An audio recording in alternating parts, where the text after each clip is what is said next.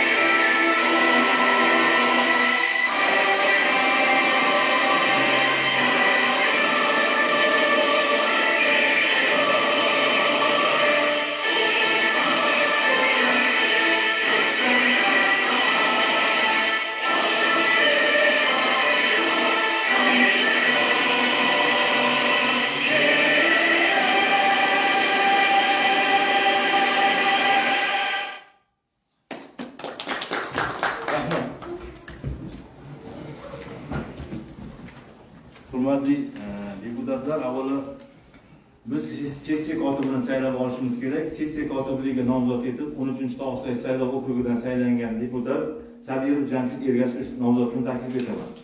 Boshqa takliflar bormi? Boshqa takliflar bo'lmasa, shu nomzodni ovozga qo'yaman. Rozilar? Rahmat. Qarshilar yo'q, betaraflar yo'q. Rahmat. Deputat Sadirov sessiya kotibi etib saylandi. Hurmatli deputatlar, bugungi sessiyani kun tartibi hammalarga tarqatilgan. Hammalar tanishsizlar. Menda bir taklif bor edi.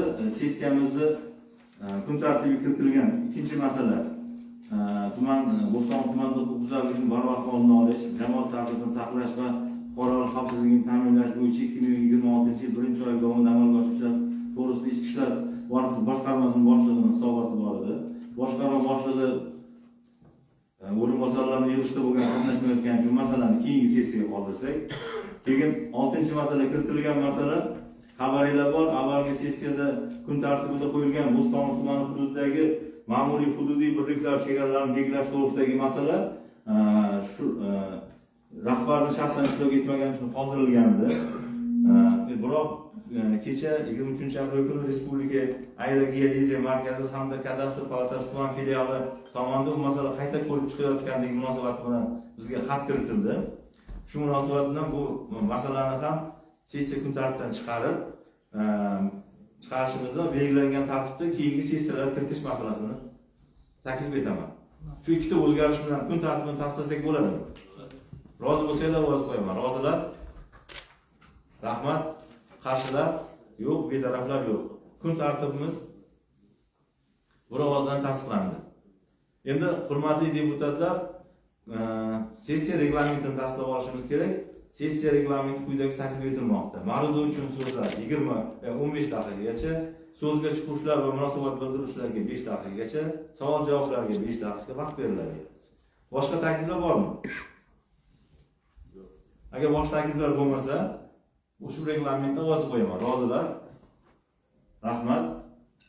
Qarshilar? Yo'q, betaraflar yo'q. Reglamentimiz bir ovozdan tasdiqlandi. Rahmat. Hurmatli deputatlar, kun tartibidagi birinchi masalani ko'rib chiqishga o'tamiz. Kun tartibidagi birinchi masala Bo'ston tumanida jinoyatchilikni oldini olish va mahallalarda qiynalgan vaziyatni yaxshilash borasida 2026-yil birinchi chorakida amalga oshirilgan ishlar to'g'risida. Xabaringiz bor, O'zbekiston Respublikasi Prezidenti tomonidan mahallalarda xavfsiz muhitni yaratishning tashkiliy profilaktik asoslarini zamon talablariga moslashtirish, sodir etilayotgan qonunbuzarliklarni asl omillarni o'z vaqtida aniqlash va kompleks chora-tadbirlar bilan manzilli bartaraf etish ustuvor maqsad etib belgilangan.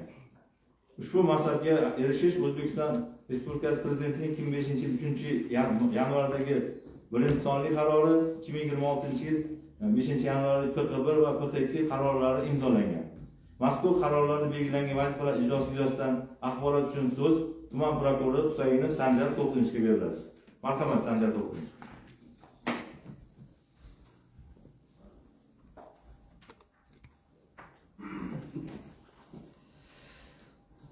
Assalomu alaykum, hurmatli raislik etuvchi, hurmatli deputatlar.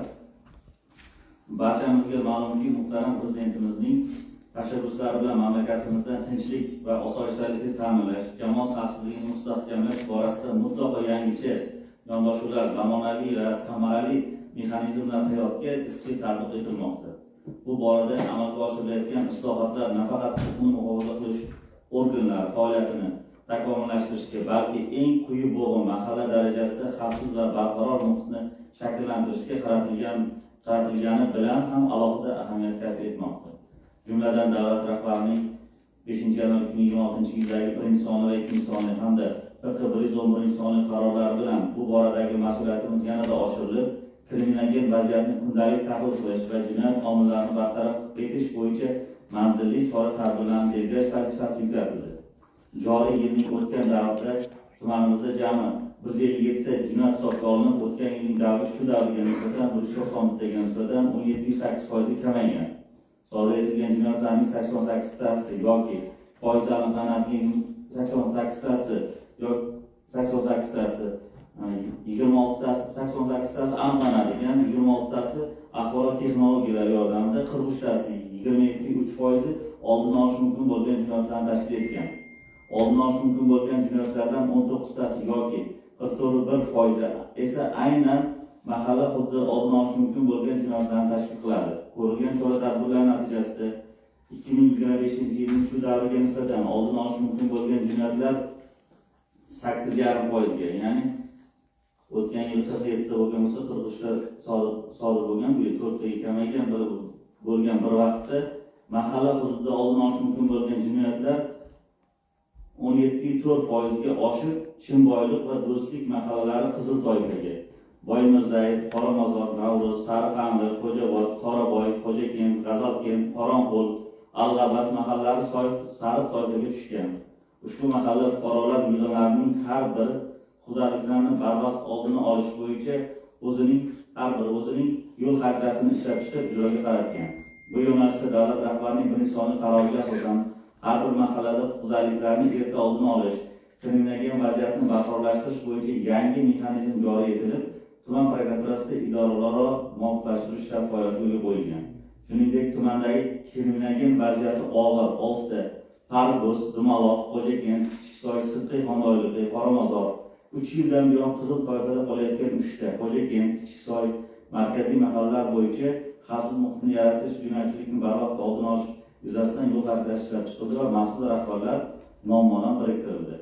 Xabaringiz bor, Davlatimiz rahbarining Oliy Majlis va xalqimizga yo'llagan murojaatnomasida 2016-yil mamlakatimizda mahallani rivojlantirish va jamiyatni yuksaltirish yili deb e'lon qilindi. Bu esa mahalla institutini yanada mustahkamlash, uning jamiyat hayotidagi o'rni va ta'sirini kuchaytirish borasida oldimizga yangi va mas'uliyatli vazifalarni qo'ydi. Tumanda mahalla yetkaziligi vakillariga yetarli shart-sharoitlar yaratib berilmaganligi ham ularga yuklatilgan qator vazifalar ijrosiga o'zining salbiy ta'sirini ko'rsatmoqda. Jumladan 3 ta mahallaning o'z xizmat binosi mavjud emas.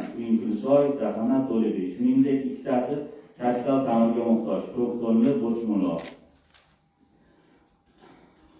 Hozirda profilaktikasi bevosita mas'ul bo'lgan 26 ta profilaktika inspektorining xizmat xonasi yo'q. Shuningdek, 18 ta profilaktika inspektori xizmat uylariga muhtoj. 4 tasida qurishlari yakunlanmagan, 5 tasi ta'mirtalab. Ishonamanki, sizlar bilan birgalikda bu masalalarni ham qisqa muddatlarda hal qilib, mahalla yetkazilgan vakillarining samarali mehnat qilishlari uchun yetarli sharoitlar yaratib beriladi. Amalga oshirilgan ijtimoiy profilaktik tadbirlar natijasida huquqbuzarlikni sodir etish yoki undan jabrlanish ehtimoli yuqori bo'lgan shaxslar uchun 1357 ta xulosalar berilib, 736 ta muammolar ijobiy hal etilishi ta'minlandi. Yo'l xaritalari ijrosi yuzasidan mahallalardagi aholi gavjum joylar va ko'chalarga, maktab va maktabgacha ta'lim tashkilotlariga, ularning kirish-chiqish joylariga, savdo markazlari hamda bozorlarga mahalliy byudjetdan pul mablag'lari ajratilib, 74 ta kuzatuv kameralari, 50 ta domofon, 29 ta tashvish tugmalari o'rnatildi. Shuningdek, 250 ta mahallalarda ko'p qavatli uy va yakka tartib xonadonlar, savdo va maishiy xizmat ko'rsatish obyektlari texnik qo'riqlovga olindi. Kutilmagan vaziyat og'ir mahallalar uchun mahalliy byudjet hisobidan 20 ta xavfsiz ko'chalar tashkil etildi. Qilingan ishlarimiz samarasi, xususan oldini olish mumkin bo'lgan jinoyatlar, og'ir tan jarohat yetkazish, nomusga tegish, o'g'irlik oshgan bo'lsa, yengil tan jarohat yetkazish barqarorlikcha qolgan, o'rtacha og'ir tan jarohat yetkazish, firibgarlik, yo'l transport hodisalari kamayishiga erishilgan. Qotillik, bosqinchilik, talonchilik, avtomashinani olib qolish jinoyatlari sodir etilishiga yo'l qo'yilmagan. Biz huquqni muhofaza qiluvchi organlar aholining konstitutsiyaviy huquq erkinliklarini ro'yobga chiqarishda, qonuniylikni ta'minlash, huquq tartibotini mustahkamlash uchun zimmamizda katta mas'uliyat yotganligini hal etishimiz zarur bo'lgan masalalar ko'p ekanini juda yaxshi tushunamiz. Shuning uchun ham dolzarb va muhim vazifa sifatida belgilab berilgan bu ishlarni sohaga tatbiq qilish, tumanda kutilmagan vaziyat barqarorligini ta'minlash bo'yicha prokuratura organlarida kuchaytirilgan ish tartibi joriy etilib, jinoyatchilikka qarshi kurashish faoliyati samaradorligini oshirishda sohaviy nazorat kuchaytirildi. Biroq kun sayin kibermakondagi jinoyatlar salmog'i ortishi anchagina tashkiliy choralar ko'rishni taqozo etmoqda. Ma'lumot uchun, tumandagi jinoyatlarning 16,5%ni axborot texnologiyalari sohasidagi jinoyatlar tashkil etmoqda. So'nggi yillarda bu toifadagi jinoyatlar bir necha 100 barobarga ko'paydi. Prezidentimizning qarorlari bilan ichki ishlar va prokuratura organlari tizimida kibermakondagi jinoyatlarga qarshi kurashish bo'yicha maxsus bo'linmalar tuzilgan. Tuman IIBda ham bu tuzilmalarning mutaxassislari o'z ishini davom ettirmoqda. Ushbu yo'nalishda aholini xabardor qilish va tushuntirish ishlarini olib borish qanchalik muhim ekanligini anglab yetgan holda, ijtimoiy tarmoqlar, mahallalar, Telegram kanallarida xabarlarni ko'paytirdik. Banklar, yoqilg'i quyish stansiyalari, bozorlarda bukletlar tarqatilmoqda. Joylardagi uchrashuv, suhbatlar orqali bunday jinoiy holatlardan xabardor qilingan aholi hushyorligi oshmoqda. Shu o'rinda jinoyatlarning ayrim turlari ko'payganligi kriminogen vaziyatga o'z ta'sirini ko'rsatmoqda. Joriy yilning o'tgan davrida tuman hududida oila turmush doirasida 2 ta jinoyat qayd etilgan bo'lib, tahlillar oila turmush doirasida sodir etilayotgan jinoyatlar er-xotin o'rtasida rashk, aka-uka va yaqin qarindoshlar o'rtasidagi o'zaro mulkiy turdagi nizolar sabab bo'lganligi, sodir etilgan va sodir etilayotgan oila turmush doirasidagi jinoyatlar oldini olish borasidagi profilaktika chora-tadbirlar yetarli darajada emasligini ko'rsatmoqda.